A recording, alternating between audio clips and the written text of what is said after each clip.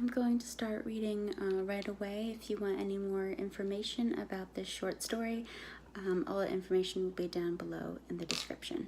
The Search for the Damned. Tobias slammed the book closed, frustrated.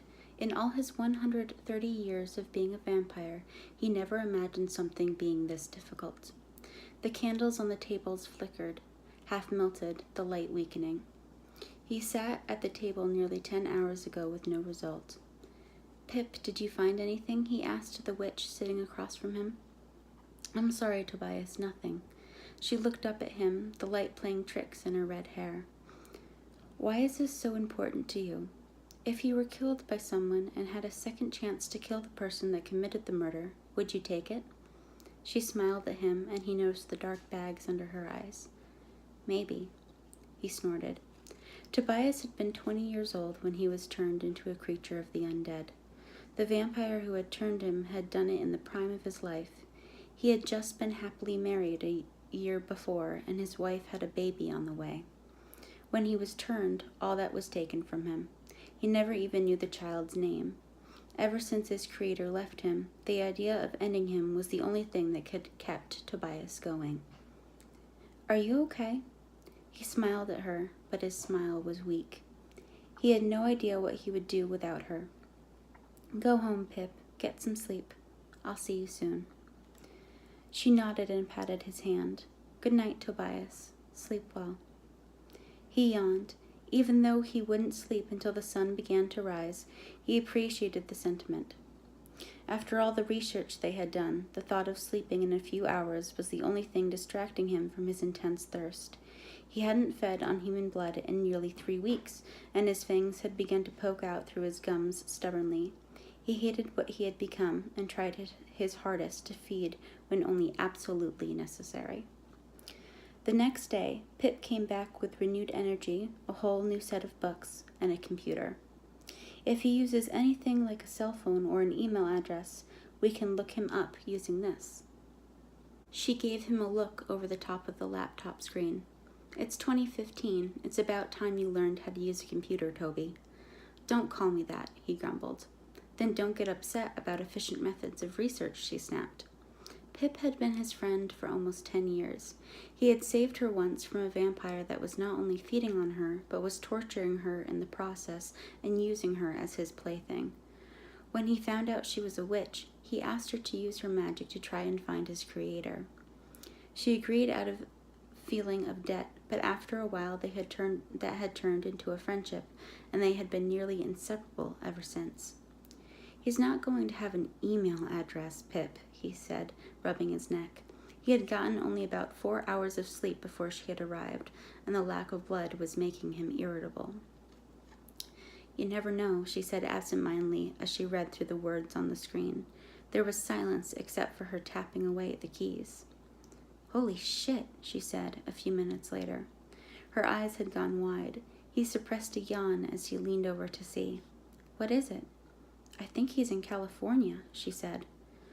"One of the most sunny states in the country. Figures." "The sun set a few minutes ago. Pack your bags and let's go." "Do you have any wooden stakes?" he asked sarcastically. "Because I don't. We need to be prepared, to plan. We don't even know if it's him."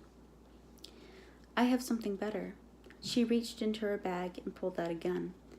"It has wooden bullets." He stared at her in amazement. 3 days later, they were walking around the streets of California at night, although night never seemed like night anymore.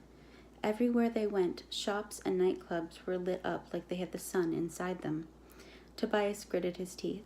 He wanted to get this done as quickly as possible and get back to his underground caves. "How did you find him so quickly?" he asked, gripping the gun in his right jacket pocket. "Are you a computer witch now, too?" She laughed, but the sound was strained. "I just have good hacker skills. And he's a freaking actor," she said in disgust. "He either doesn't know you're hunting him, or he doesn't care. He's been in at least a dozen movies since the early 2000s. This is it." They stopped at a house that was completely dark, unlike so many others. Tobias knew he wouldn't be able to enter the house without being invited in, but he doubted that would apply when the owner of the house was a fellow vampire. Lost in his own thoughts, he was ripped out of them when Pip broke a window on the first floor. "What are you doing?" he hissed, rushing over to her. "He should know we're coming," she whispered back. "Jonathan!" she screamed. "Where are you?" Tobias rolled his eyes and climbed through the window. The first floor was empty. They met in the kitchen. Tobias opened the refrigerator, but it was empty, proof this was indeed the house of the vampire. Jonathan would have no use for food. "Maybe he's not home," Pip said, a second before they heard a muffled scream coming from upstairs. "The attic," Tobias murmured, and flew up the stairs. Bursting through the attic door, they saw Jonathan gleefully leaning over a young man tied to a chair and covered in blood. He had sweat on his brow, his glasses were slipping off his nose, and he was breathing heavily. He couldn't have been older than 19. "What the hell are you doing?" Pip yelled. "Hello, Tobias," said Jonathan calmly. Tobias's fangs came out fully, and he hissed at the smell of blood. "I'm doing what I was created to do," said Jonathan, and so was Tobias. "Come join me, Tobias, and maybe we can snack on the witch next." "No!" Tobias roared. His throat ached at the sight of the red liquid, and his eyes were wild with desire. He had been this boy's age when everything was taken from him, and that's why they were here. He would not be the means of this boy's destruction. "You are a vampire with a pathetic human heart," Jonathan said. "I should have killed you all those years ago." "He should have killed you," Pip shouted. "The gun." Tobias took the gun out of his pocket and aimed it at the vampire that had created him. Jonathan laughed. "You know that will only work if you—" The shot rang out, hitting him in the chest. Jonathan fell to the floor. He didn't miss a beat, didn't spare a glance at the man who had given him immortality. "Pip, you take care of the body. I'll get the kid out." "Don't touch me!" the kid screamed. Tobias paused. He realized he might look frightening to the human with fangs and red eyes. It probably was for the better. If he got any closer to the blood, he might not be able to control himself.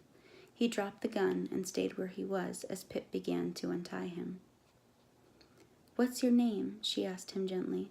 "Thomas." "How old are you?" 19. I'm a college student." "Okay, what's your name?" she asked him gently. "Thomas." "How old are you?" 19. I'm a college student." "Okay, are you feeling faint?" "A little." Pip turned to Tobias, about to ask him a question. "Tobias!" Her scream came too late. Jonathan, still alive but just barely, had picked up the dropped gun and was aiming it at Thomas. Tobias rushed to them, but even his immortal speed wasn't fast enough for a bullet. He managed to cover Pip and Thomas with the bulk of his torso as he felt the bullet rip into his back. He screamed. It was a burning pain that spread through him. Jonathan's hand went limp as he finally died, the useless gun falling to the floor once more. "Tobias," Pip sobbed as she lowered him to the floor. "Get Thomas out of here," he said weakly. "He has a life to live." But you..."